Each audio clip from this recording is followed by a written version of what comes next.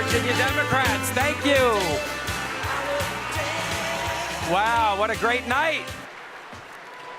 Don't I have a fantastic wife? I mean,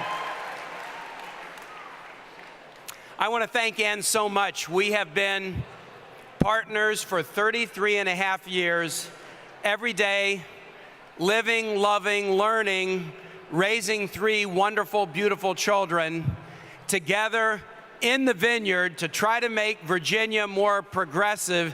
It makes us feel so good to see all of you here in our hometown of Richmond. Thank you so very, very much.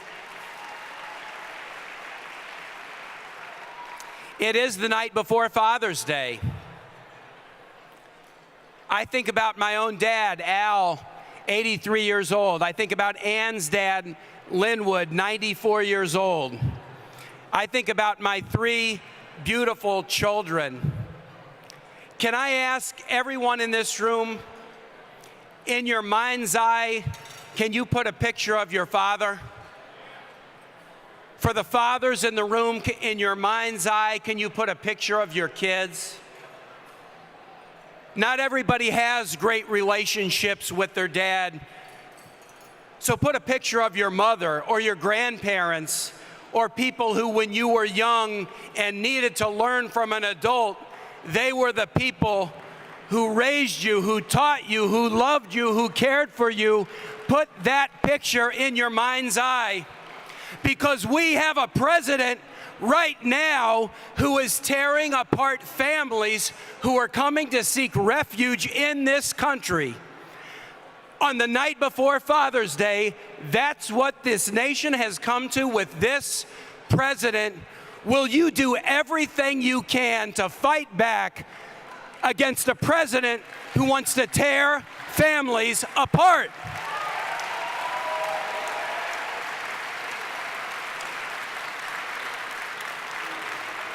Is there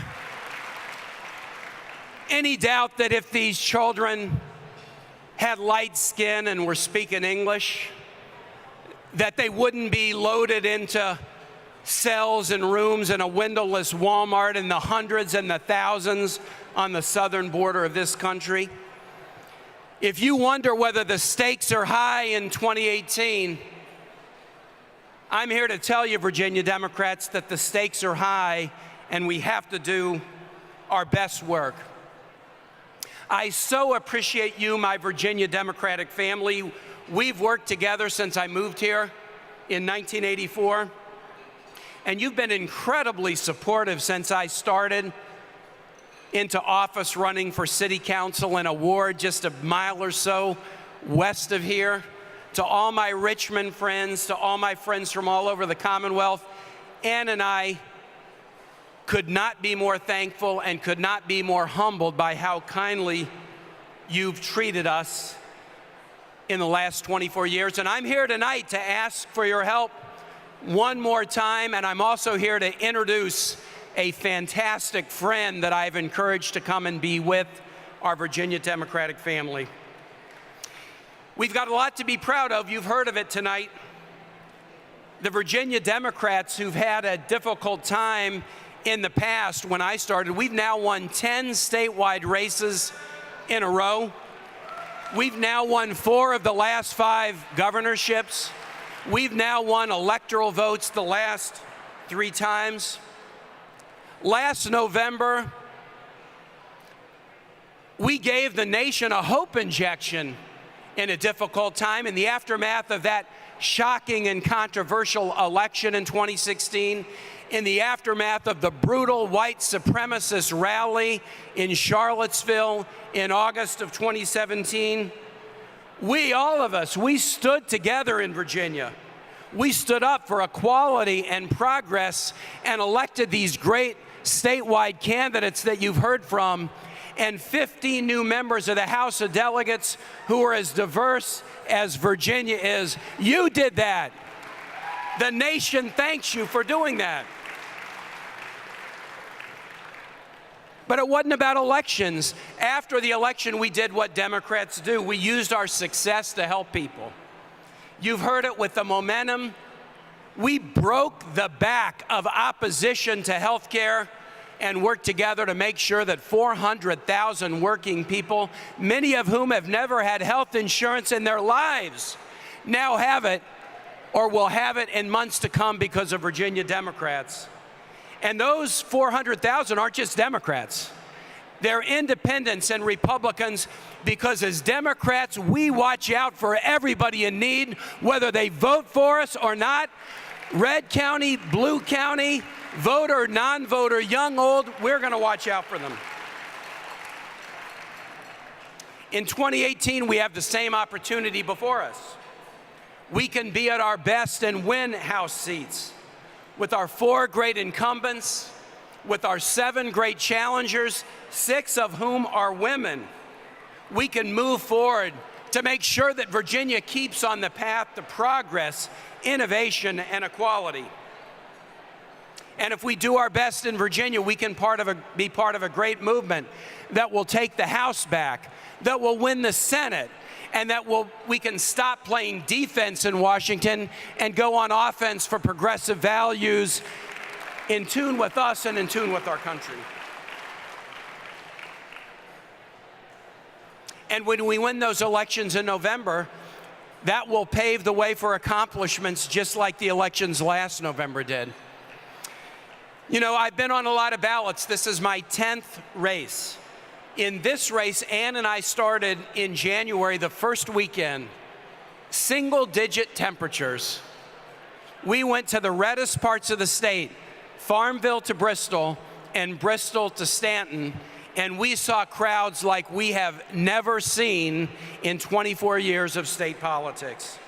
And that has continued from that first weekend to now. That same energy I see in this room, I'm seeing all over the Commonwealth. Everywhere I go, I talk about a positive vision of a Virginia that works for all. We need jobs for all, and that's good wages, the ability to collectively bargain, infrastructure, support for small businesses. We need health care for all. We've got to protect the Affordable Care Act from the Trump sabotage. We've got to expand Medicaid and Medicare. I've got a program, Medicare X, that would enable anybody in this country to buy a Medicare policy to bring their costs down. We need to set a goal of being addiction-free by 2030 to stop the war that we are losing every year. 65,000 Americans every year, more than we lost in the entire Vietnam War, are succumbing to a war against hopelessness and despondency. If we care, we can end it. If we care, we can be addiction-free by 2030. We need to have a clean environment that promotes health, and that means no offshore drilling off the coast of Virginia.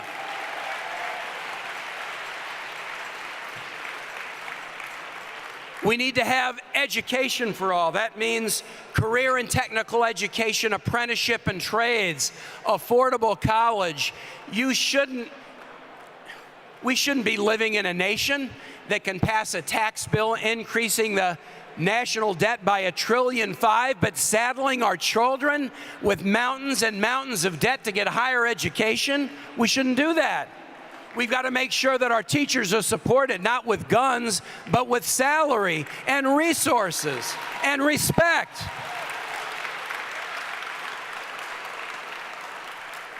We need security for all, reducing gun violence, supporting law enforcement with the right investments like mental health and substance abuse treatment, because that's what they're dealing with on the streets of our communities.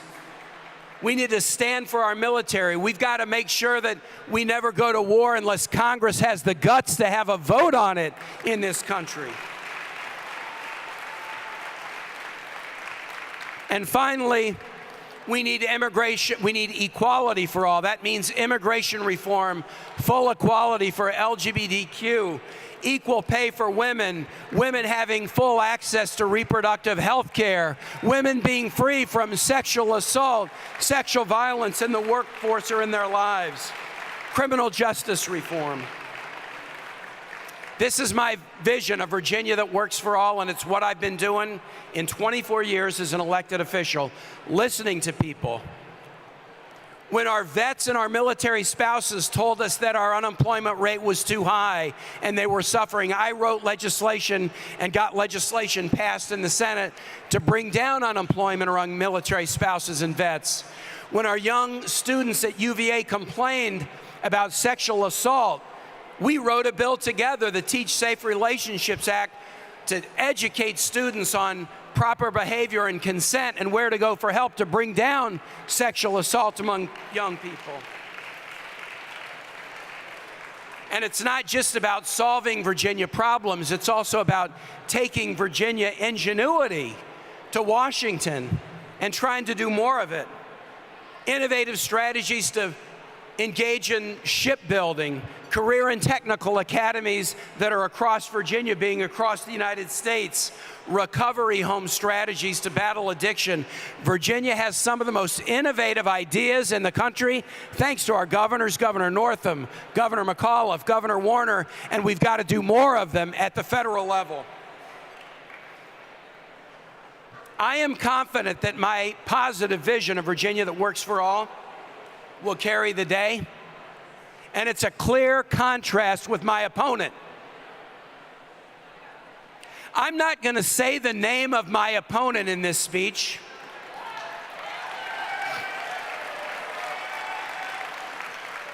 because in a few minutes I'm going to introduce a good Corey, and I don't want anybody to be confused.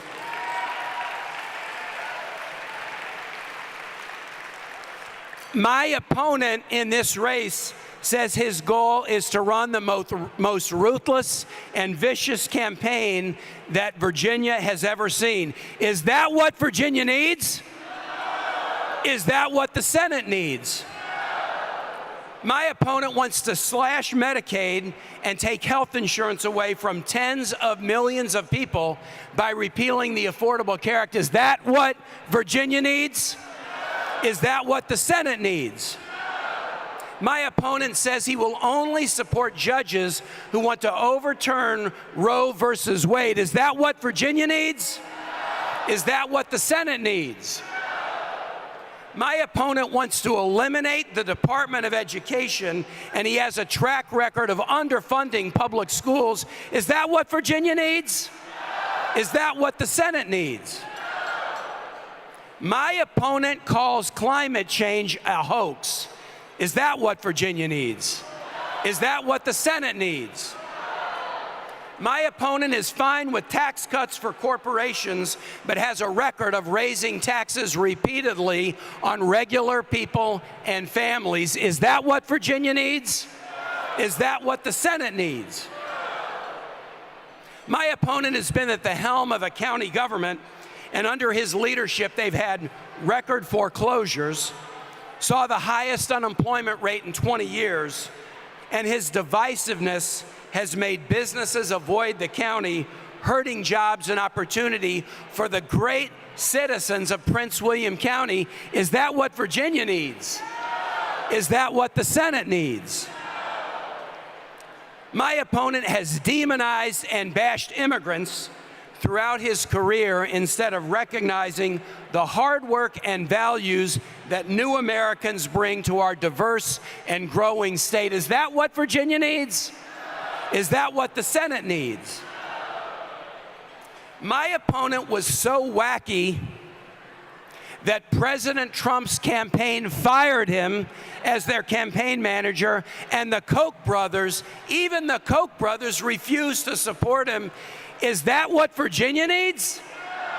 Is that what the Senate needs? And of course,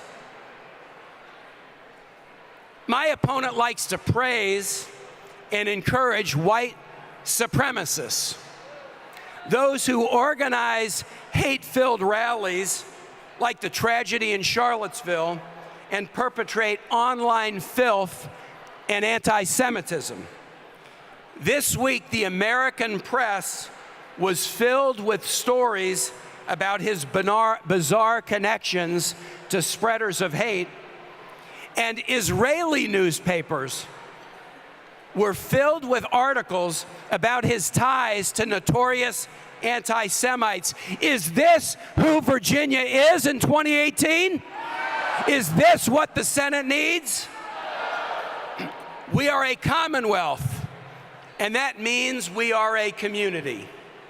We believe in equality. We are a state for lovers, not a state for haters.